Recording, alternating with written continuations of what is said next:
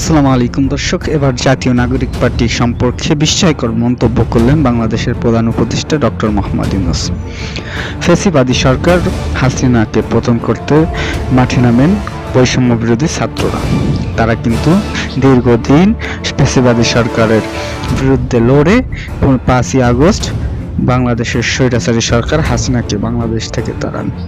তারপরে মসনদে বসেন বাংলাদেশের ডক্টর ইউনূস। তারপরেই কিন্তু একটি সমন্বয়ক দল গঠন হয়। সেখান থেকে বাংলাদেশের বর্তমান রানিং একজন সমন্বয়ক অবসর নিয়ে কিন্তু নতুন একটি দল গঠন করেন। সেই দল সম্পর্কে বিস্ময়কর মন্তব্য করেন বাংলাদেশের প্রধান উপদেষ্টা বর্তমান সরকার ডক্টর মোহাম্মদ ইউনূস। তিনি বলেন, এই দল কতটা ভালো অথবা কতটা খারাপ হতে পারে সেই সম্পর্কে তিনি জানান, যদিও ছাত্ররা দেশের উন্নতির জন্য লড়তেছে, কিন্তু তবে এদের মধ্যে এখন কি সঠিক রাজনৈতিক জ্ঞান হয়েছে কিনা সেই সম্পর্কে আমাদের ভেবে দেখতে হবে।